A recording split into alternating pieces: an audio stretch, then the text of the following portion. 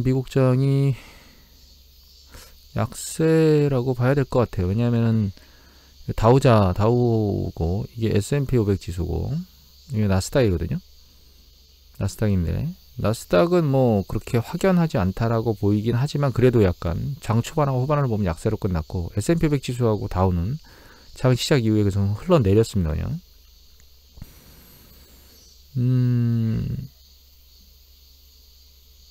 중국 시장, 유럽 시장이나 이런 아시아 시장이 괜찮았음에도 불구하고 미국 시장이 약세를 보이는 걸로 봐서는 근데 요새 전체적으로 보면 장의 흐름이 약간 그러니까 전체 시장의 흐름이 약간 이상하다는 느낌이 들고 있습니다. 개인적으로는. 일단 첫 번째로는 이걸 볼게요. 지난주에 중국 마지막 그 토요일날 중국에 있는 제조업 PMI 지수가 나왔거든요. 이거는 중국 당국에서 발표하는 겁니다. 그래서 여기 보시면은 PMI 지수가 이제 바닥으로 완전히 붙으려고 해요. 지금 이게 50 이하로 내려가면은 경기 수축 국면에 진입하는 거거든요. 제조업 기업의 수축 국면 진입하는 겁니다. 근데 아직 서비스업이 아직까지 그렇지는 않지만 그래도 서비스업이 상단에 있다는 게 그나마 긍정적인 것 같아요. 그런데 이번 주에 나온 카이신 제조업 지수를 보면 얘도 위로 올라가는 게 아니라 밑으로 떨어지고 있습니다. 지금 앞에서 봤던 이 제조업 지수는 중국의 그 공공기업 관련 대기업 중심의 이 PMI거든요. 이거는 근데 카이신 제조업 지수는 중소기업까지 포함된 수출 중소기업이 포함된 그런 제조업이기 때문에 전체적인 시장, 그러니까 전체적이라고 보기에는 하여튼 큰 기업이던 중소기업까지 포함된 것이던 간에 전부 다 약한 흐름을 보이고 있어요. 제조업 쪽에서는. 이거 뭐 큰일 나는 거 아니야? 이렇게 생각할 수도 있긴 한데 그렇게까지 걱정할 필요는 없습니다. 왜냐하면 이게 이제 유럽 제조업 지수거든요. 유럽 제조업 지수 상당히 좋죠. 미국도 마찬가지예요. 이거 이제 카이신에서 나온 제조업 지수고 이거는 ISM에서 발표하는 제조업 지수인데 상당히 높은 수준에 있기 때문에 두 축이 아직 잘 굴러가고 있습니다. 그래서 중국 축이 좀 약하다는 게 문제이긴 한데 이런 것 때문에 오늘 유가가 보시면 빨리 내려왔습니다. 여기 보시면 71달러대까지 내려왔거든요. 유가가 이게 76.98까지 52주 가장 높았던 게 76.98달러인데요. 배럴당. 그게 이제 지난번에 델타 변이로 급락했다가 다시 반등했었는데 그게 이제 상승 강도를 늦추면서 지금 떨어지고 있습니다. 다시. 그리고 이 떨어지는 이유는 여기 보면 이렇게 나와 있어요. 중국 때문에. 중국의 성장성이 좀 떨어지니까 원자재 쪽에 영향을 미치고 있다.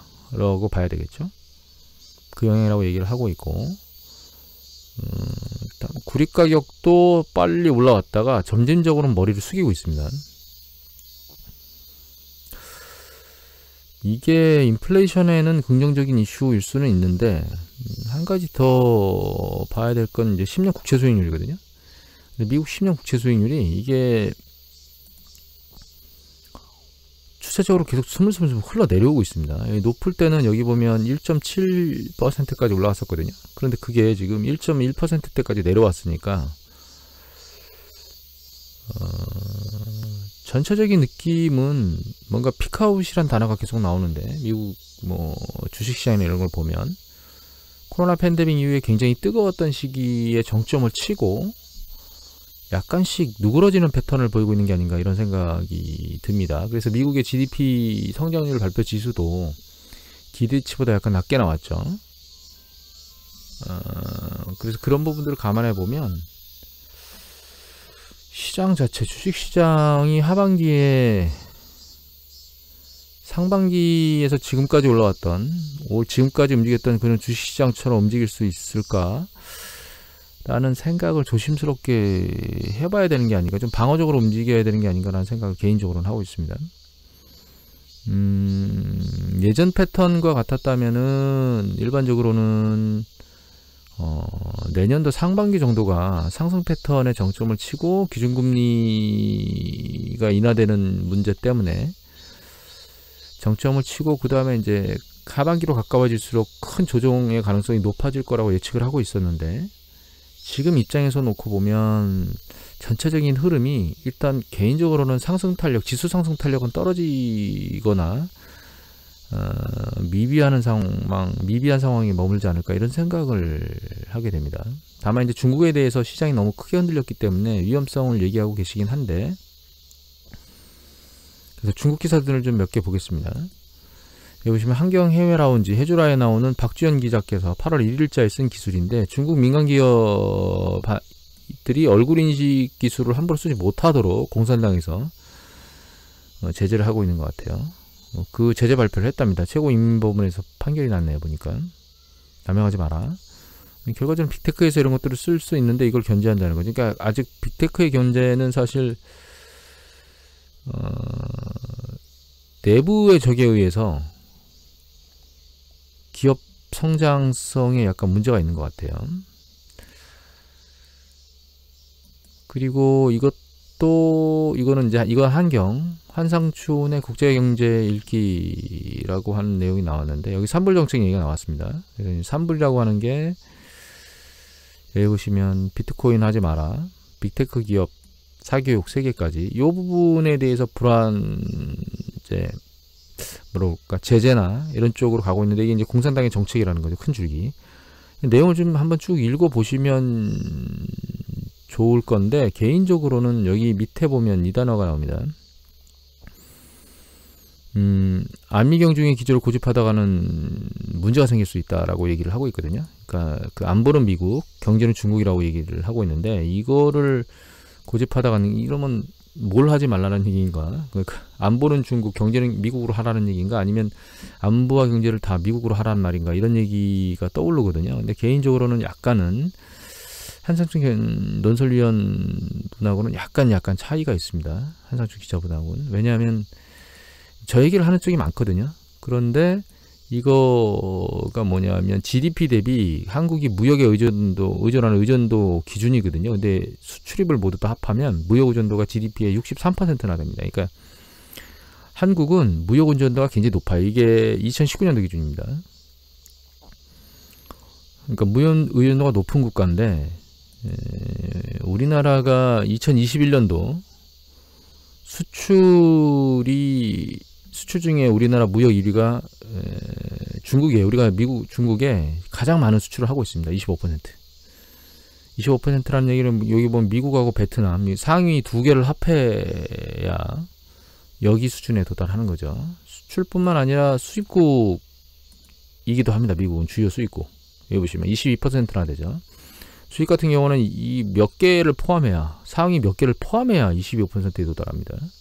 이것도 미국, 일본 2개만 합하면 되겠네요. 그렇기 때문에 우리나라의 무역 의존도가 GDP에서 60%가 넘는 수준에 있고, 그 중에 거의 한 4분의 1 정도 수준은 수입과 수출 다 한 4분의 1 전후의 기준은 다 중국에 의존하고 있기 때문에 중국 경제에서 중국을 이탈시키면 GDP의 한 10몇 %의 큰 충격이 온다는 뜻이거든요.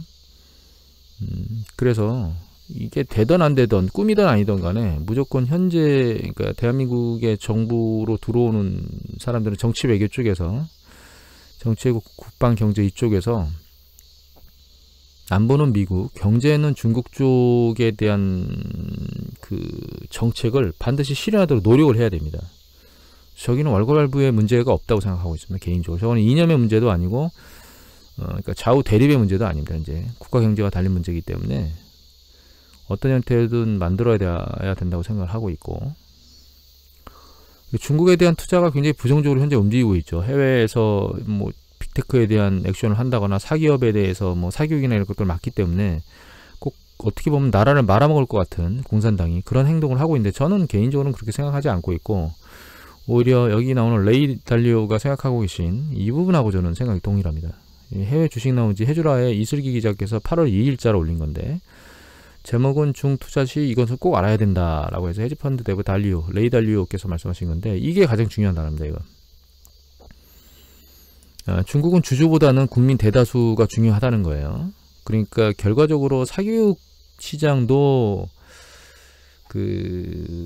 국민들이 교육비를 충당하는데 어려움, 그 다음에 부동산 가격이 너무 많이 올라가는 것도 국민들이 거주지를 마련하는 것에 어려움을 느끼는 부분, 뭐 이런 것들 때문에. 다만 이제 빅테크와 관련된 거는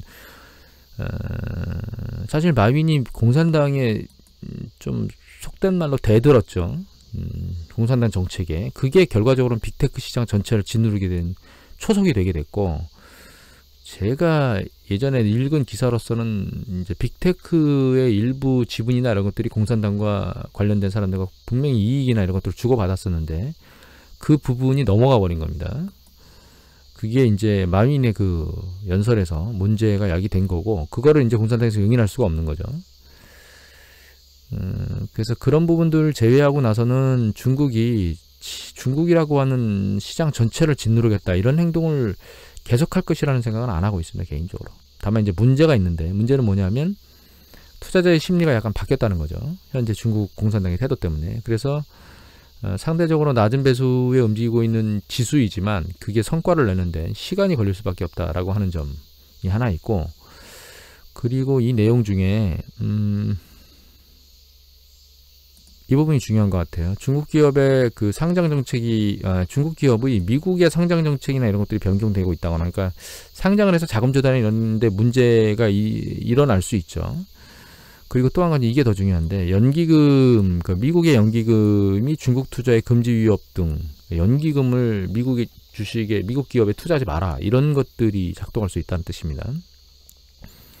기존에 투자했던 포지션도 줄일 수 있겠죠. 글로벌 포지션 투자 중에 중국 포지션이 있다면 그런 부분들이 중국의 지수를 끌어올리거나 개별 주식을 끌어올리는데 악영향을 줄 수 있는 가능성이 오픈된 상황이다. 이것까지 정리하면 될 것 같아요. 그래서 추세적으로는 중국도 글로벌 경제를 따라가고 있고 추세를 올리는 방향으로 움직이겠지만 그 강도나 정도는 상당히 과거 기대치보다 낮아질 것이다 라고 생각을 하면 될 것 같고, 그래서 이제 이미 말씀드렸지만 이런 그 중국 공산당과는 약간 별개로 떨어져 있는 좀 자유로운 그런 쪽에 섹터를 중심으로, 지수가 아니는 섹터를 중심으로 해야 될 것 같고, 개별주는 상당히 위험하다고 보고 있습니다. 지난번에 제가 그 얘기를 드렸죠. 뭐 500대 기업을 일군 사람이 중국 공산당하고 뭐 토지 소유권 관련해서 대립을 했다가 18년형인가요? 그렇게 어느 순간에 그 개인 기업이 공산당하고 이견이 생겼다는 이유 때문에 큰 충격을 받을 가능성이 항상 오픈되어 있는 것 같습니다, 중국 시장은. 그래서 개별주 투자할 때는 굉장히 조심을 해야 되지 않을까 이런 생각을 하고 있습니다. 그리고 지금 이제 중국 시장이 굉장히 안 좋다는 느낌들이 보이고 있는데, 사실 여기에 약간 백기사 같은 것들의 현상이 등장할 수는 있습니다. 그게 바로 이건데요. 지준율을 인하했었죠, 7월 초에. 결과적으로는 지금 중국의 PMI 지수들이 안 좋게 나오고 있기 때문에 중국 당국에서 이 경제나 이런 흐름이 이렇게 밑으로 아랫방향으로 쓸려 내려가도록 가만히 놔두지 않을 가능성이 있다고 보셔야 됩니다.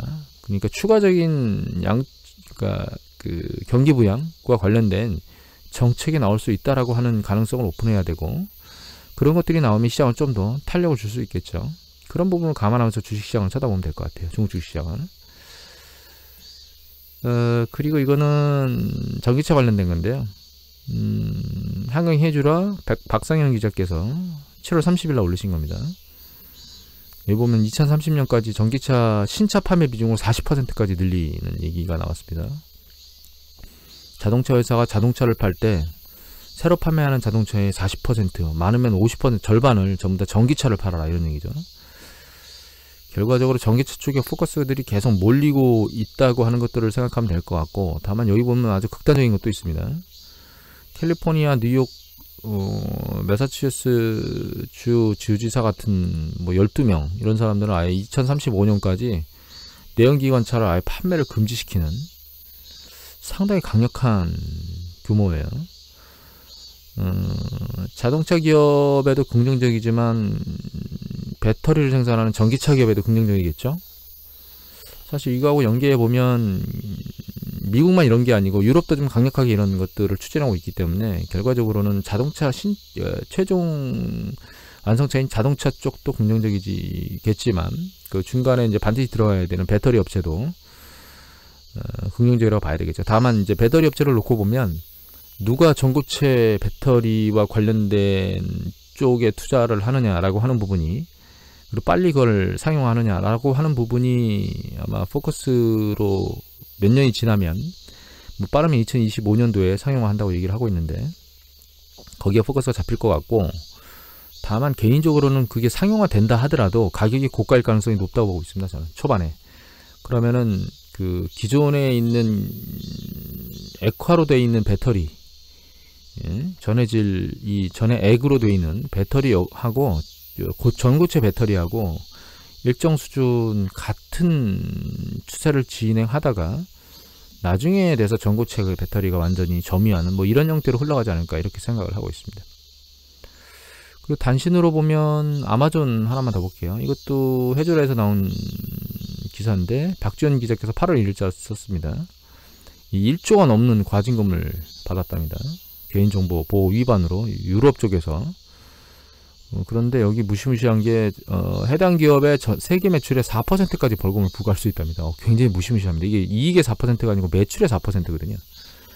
그리고 요번에 맞은 이 한 1조 200억 원 정도 되는 거는 전체 매출의 0.2% 수준밖에 안 된답니다. 순이익의 4.2%. 그러니까 이게 대규모로 매출의 4%까지 진짜 벌금을 맞는다면 뭐 충격은 충격이겠죠. 물론 뭐 추세적인 건 아니고 일시적일 겁니다. 여기서 얘기하는 것들을 바꾸면 되니까.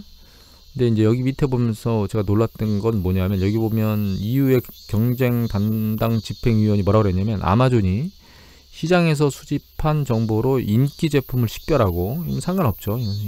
식별하고, 그리고 비슷한 상품을 더 비싼 가격에, 더 싼 가격에 제공하고 있다. 야, 이거 무시무시한 거 아닙니까? 더 싼 가격에 제공하는데도 불구하고 문제가 있다는 거예요. 우리가 원하는 건 더 싼 가격 아닌가요? 참 개인적으로 그래서 이 빅테크 기업들의 가장 큰 문제는 이 개인정보 보호 위반이라고 하는 부분들이 이 코에 걸면 코걸이, 귀에 걸면 귀걸이 이런 형태로 얘네들을 자꾸 귀찮게 만드는 요인들로, 귀찮다는 표현은 좀 잘못된 것 같으네요. 개인정보를 보호하는 거니까 약간 걸림돌로 중간중간에 돌뿌리로 작동하지 않을까 이런 생각을 합니다. 마지막으로 하나 기사를 덧보면 게 이제 공매도인데요. 어제 뉴스를 잠깐 제가 어떤 그 시사 프로를 들으면서 한투현이 반공매도를 치는데 이걸 금융위원회에서 조사한다고 얘기를 하더라고요. 결과적으로 작전도 그 많은 사람들이 모여서 공동으로 약속하고 공동으로 행동하는 게 작전이거든요. 시세를 조작하기 위해서. 근데 이것도 어떤 집단이 모여서 그 시세를 조작하려고 한다면 역시 마찬가지겠죠. 그래서 여기 쭉 내용이 나오는데 제가 이제 이걸 뽑은 이유는, 이 기사는 국민일보 기사였고 8월 3일자 기사고, 이 기사를 쓰신 분은 조민아 기자께서 쓰셨습니다. 이것 때문에 그렇습니다. 여기 보시면 2021년 1월 30일 날 한투현이 셀트리온 HL 주주연합 반공매도론을 선언하고, 뭔가 이렇게, 이 선언했다는 얘기는 뭔가 공매도 치면 매매하라 뭐 이런 선언이었겠죠. 그런데 여기 보시면 셀트리온이 주가가 움직임이 있죠. 여기 보시면 이제 작년 12월 때 코로나 팬데믹이나 이런 거 관련해서 떴다가 쭉 상단에 있는데, 저 공매도 시작한 시점이 요 시기입니다. 여기 보시면 여기 1월 22일 쭉 내려오니까 요 시기에 공매도하고 다시 반등했죠. 지금 여기 와 있어요. 그러면 이 공매도 반대 운동 선언할 때 여기에 동참해서 만약에 여기 매집하는 일부 그 선량한 개미가 있었다면, 지금 뭐 20% 넘는, 맥스에서 샀다면 30% 넘는 손실률이 발생했겠죠. 마이너스 33이니까 현재가가. 이거는 결과적으로는 이때 공매도를 주창했던 사람들이 그렇지 못한 그냥 선량한 사람들의 손실을 야기하는 반대 결과를 야기했을 수도 있어요. 개인적으로 이렇게 생각합니다. 공매도가 한 기업의 주가를 방어하거나 커버하기 위해서 사용되는 그런 어떤 도구는 아니거든요. 공매도 시장, 그러니까 하루에도 굉장히 많은 기업들이 공매도에 노출돼 있고, 또 그것들이 시장에 자정 효과가 있고, 지금 여기서 말하는 부정적인 효과도 있을 수 있을 겁니다. 다만 이 생각은 해야 될 것 같아요. 어떤 세력이 어떤 기업을 대규모로 공매도를 계속 하겠다라고, 그래서 그 가격을 그 강제적으로 막 밑으로 눌러내리겠다라고 하고 있다면, 만약에 그 기업이 긍정적이거나 상당히 좋은 기업이라고 다른 투자들이 인지하고 있다면 그럴 때 이 주식시장은 떠받치겠죠. 그리고 어느 순간에 공매도 세력은 없어지게 될 겁니다. 이기지 못하고. 근데 그렇지 못한 무엇인가가 존재하겠죠. 셀트리온이라고 하는 기업은 뭐 아주 중소기업도 아니고 충분히 많이 알려진 투자자들한테 기업이기 때문에 이렇게 자꾸 이런 기업이 공매도에 시달린다는 얘기는 뭔가 그럴 만한 이유가 있다는 생각을 저는 개인적으로 하고요. 그게 어떤 것이다라고 제 개인적으로 분석하고 있는 걸 여기서 말하는 건 의미가 없는 것 같고, 그래서 여러분들 이런 것들에 휩쓸려가지고 반공매도 운동이 휩쓸려가지고 괜히 따라가시면 안 된다라고 하는 그런 부분을 여러분들한테 말씀드리려고 얘기를 꺼냈습니다. 여러분들 미국의 게임스탑, AMC와 같은 것들이 급등했다가 폭락했던 그런 사례를 이미 봤듯이 이런 것들도 그런 거와 비슷한 유사한 형태일 뿐이다 라고 생각을 하셔야 될 것 같고, 그게 정상적인 건 아니다 라는 생각을 제 개인적인 의견입니다. 마지막으로 드리고 끝내도록 하겠습니다.